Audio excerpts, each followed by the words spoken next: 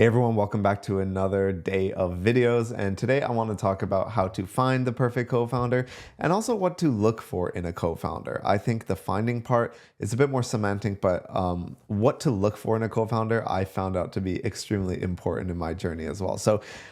There are a ton of videos out there of people that are way smarter than me and way more experienced when it comes to co-founding something than I am, who have talked about this at length. So at the end of this video, I'm going to include some of my favorite resources that I've personally watched, but I'm going to give you a couple things that I've learned from my experience over the past 4 years of running my SaaS. And even before that, over the past 10 years of me just trying to start different businesses with different people and give you an insight into what I think the perfect co-founder should have and how you should look for a co-founder. So first, let's talk about what I think a co-founder should have. I think if you are starting a SaaS company, either you or your co-founder should be experienced or have domain expertise in whatever idea you are trying to do. So if that is not you, it's probably good to be them. For example, if you're making an app for zookeepers or something, if you don't have any experience with zoos or working at a zoo or something, it'd be pretty beneficial to find somebody as a co-founder who does have that domain expertise. So that's sort of a hard requirement. And another hard requirement is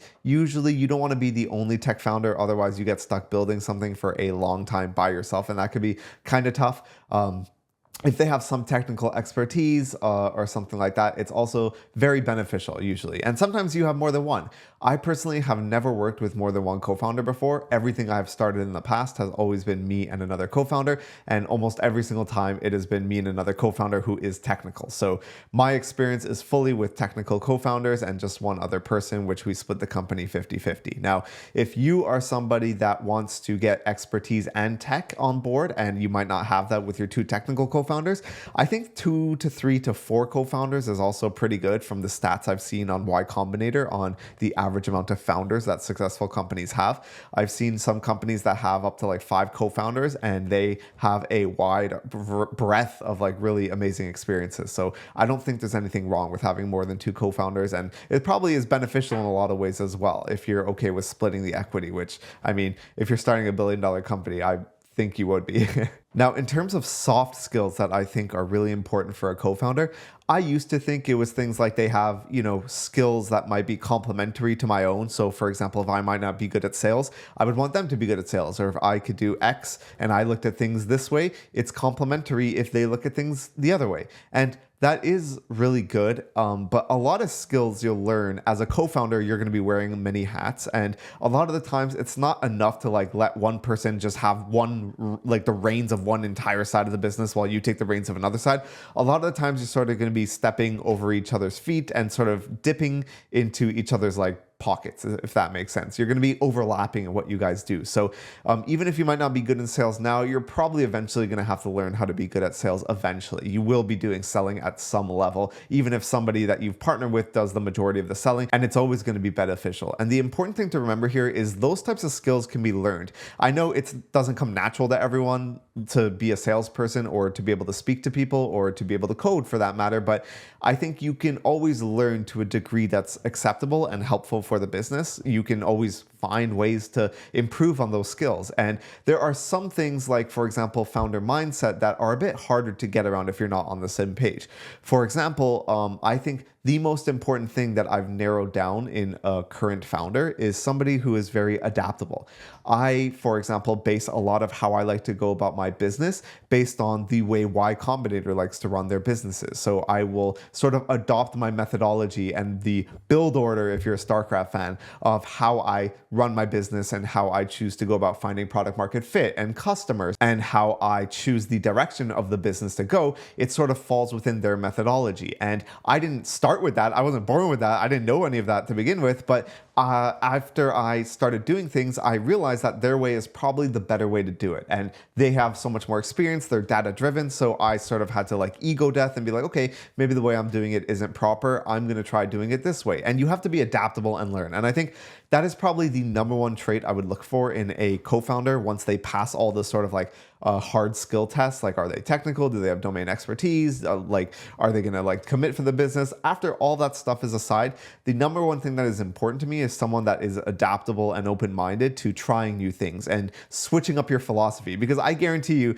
if you guys are just sitting there in a room for 5 weeks and you build something, you're not probably going to have $1 billion idea on your hands. It is going to take a lot of iterating, a lot of adaptation, a lot of like going out and talking to people and learning, admitting you were wrong, going back to the drawing board, trying again and again and again.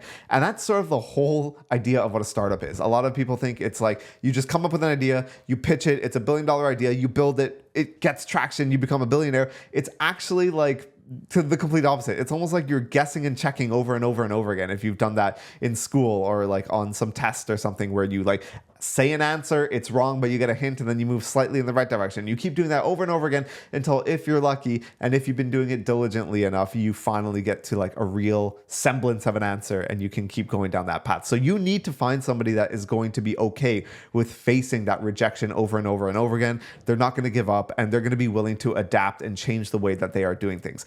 Personally, that has been the most important thing in a co-founder for me.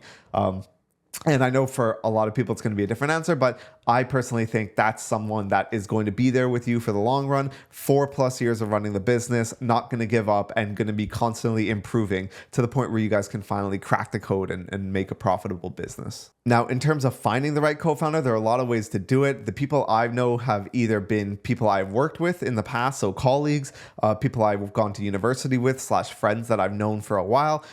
My newest business, I've started with my wife and we went to school together. So there's that. But if you don't know anyone like that who would be a good fit to start a company with you, maybe you haven't been working in the industry or you just don't have any friends that are interested in that type of stuff, Y Combinator actually has this co-founder matching stuff.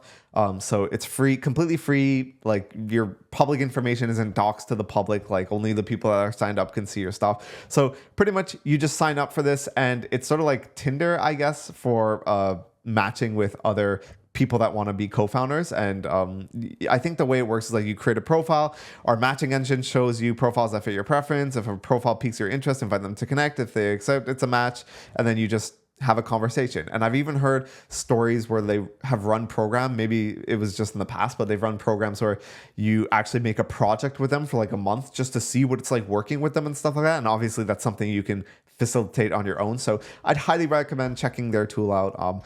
It seems like if you don't have anyone that would be a candidate to be a co-founder, this is probably the next best way of doing it. And don't worry if you don't have any stuff like they do on their profile, like Harvard, Berkeley, Cornell, and all these random universities. I'm sure there's a ton of people that might not have all these qualifications as well, but they are just as like good as anyone that went to an Ivy League school or something in terms of like starting up business. I don't think you going to an Ivy League school determines whether or not you're a good fit to start a business or not. So don't worry about any of that stuff.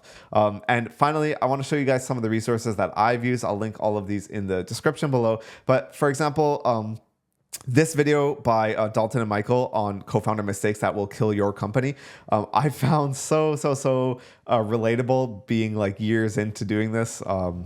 I highly recommend watching this just to get an idea of things that might come up in the future. They also have another video about co-founder relations, another video on like whether or not you even need a co-founder if you're a business. And they have another video. I think there's actually two of these. One for do technical founders need a business co-founder? And if I'm not mistaken, I might be mistaken, they have one where they do the opposite. So do like business co-founders need technical ones? The short answer is yes. So I recommend watching that if you're thinking about either of those questions. And then finally, they have a whole video on how to find the right co-founder. And I haven't watched this one because I haven't ran into this issue, but all of the videos have been super valuable to me. So I highly recommend watching it if you are trying to find the right co-founder. And that is it. If you have any ideas, let me know in the comments. It helps a lot with the algorithm if you leave a comment, and subscribe if you want to see more of these videos. And I'll see you guys in the next video.